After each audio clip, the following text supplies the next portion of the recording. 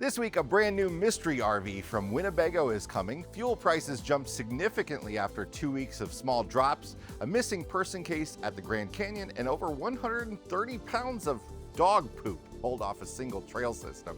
I'm Jason Epperson. This is RV Miles, and it's time for the latest in RV and camping news.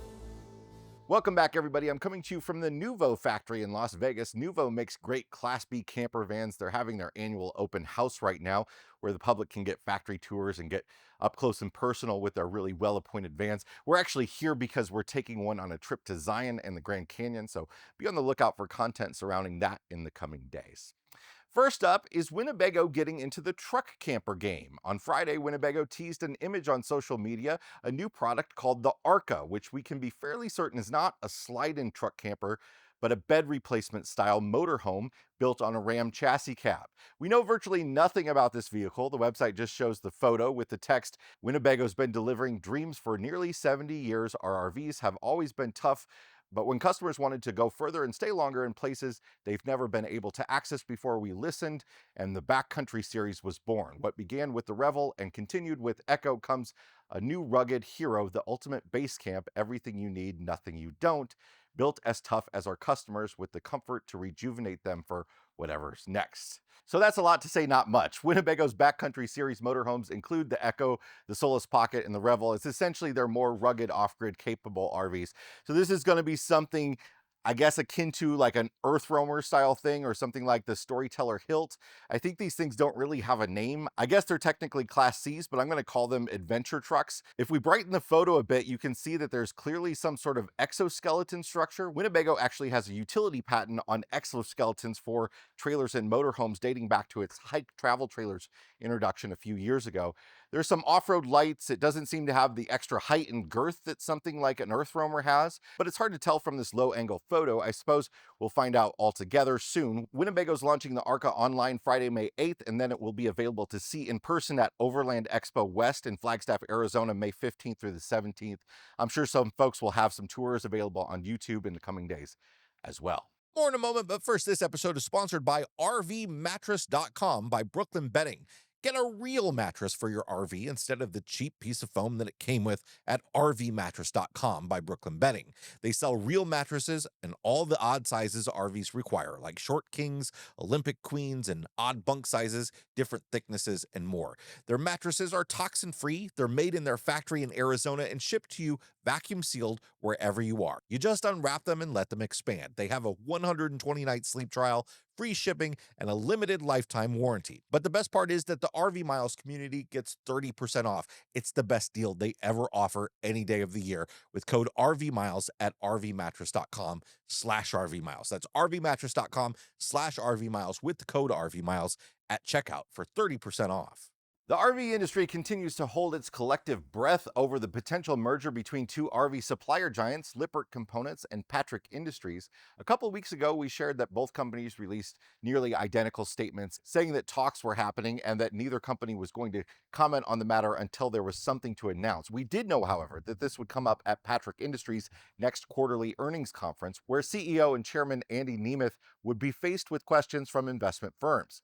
In his prepared remarks last Thursday, he said, "While we cannot discuss or confirm specific details at this time, we believe the potential combination of our two companies could provide additional opportunity to drive value and better partnerships with our customers, and in the form of innovation, value-add engineering, cost-effective full solutions, and an overall low-cost model to help partner in driving better affordability." So it sounds like talks are ongoing and nobody is souring on anything yet. I won't bore you with all the details of the earnings report, but one of the common comments I've seen is, "I've never heard of Patrick Industries," or that they looked at the list of company names Patrick owns, and I haven't heard of any of them either. Well, there's a stat that both Lippert and Patrick have in their earnings reports that I think gets to the heart of the matter. Content per unit. It's the value of the company's products per unit that the RV industry makes. The average RV on the market has about $5,500 worth of Lippert products on board. That's averaging all of the units sold under the RV Industry Association umbrella, including companies that use hardly any Lippert products at all. The average RV has about $5,200 worth of Patrick products on board. So they're really similar in their leverage over the industry. And if you estimate that the average RV sold has about $15,000 worth of parts on it. And I'm guessing there, but I don't think I'm too far off. Then you can really see how each company eating about a third up, and then if they combined, it's 2/3, what kind of leverage that really would be over the industry and the rest of the suppliers. Another interesting tidbit from the earnings report was about dealer inventory. You might imagine with the recent downturn in sales that dealers may be overstocked. In fact, this time of year, I hear a whole lot of my local dealer is stocked to the brim. They can't sell any of them. All of the RV dealerships that I pass down the highway are full up. But RV dealer stock doesn't have much to do with sales. Dealers want a lot of units in stock for people to choose from, regardless of the sales climate. And this is the buying season. So between fall and now is really when dealers stock up on things to sell. But dealers aren't stupid. They're reading the tea leaves and they're not buying as much either.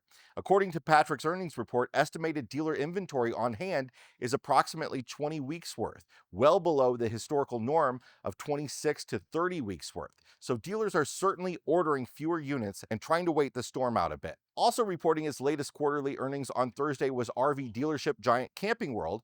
And if you think that the downturn in RV sales may be improving RV prices a bit, well, it might not be. Camping World reported a 9% decrease in the number of new RVs sold for the quarter and a 3.4% decrease in used RVs. However, the average selling price of a new RV went up 3.9%. Used RV selling prices fared a little bit better, decreasing 1%. Fuel prices have taken another leap in the wrong direction after a bit of stability and even a little retraction in our last couple of reports. I'm recording this episode on Sunday, May 3rd, and the national average of regular gasoline has risen 35 cents from the same day a week ago to $4.44 per gallon. Diesel hasn't risen quite as much, but it's flirting with the all-time high again, up 18 cents from last week at $5.64. Diesel is over $2 more per gallon than it was a year ago. Oil futures have surged again to over $100 a barrel, with no indication of when things might change in the Strait of Hormuz amidst the conflict in Iran. National Park Service rangers at Grand Canyon National Park are investigating a missing persons case involving 26-year-old Sandarsh Krishna. On the afternoon of April 28th, Grand Canyon National Park received a report that Krishna was missing. Krishna is described as 5 foot 10 inches tall with thin build, approximately 160 pounds, black hair, and brown eyes. He was last seen wearing athletic clothing. Investigators believe Krishna was in possession of a black backpack prior to his disappearance. A black backpack believed to be associated with Krishna was later turned into hotel personnel at Bright Angel Lodge on April 28th at approximately 7 a.m.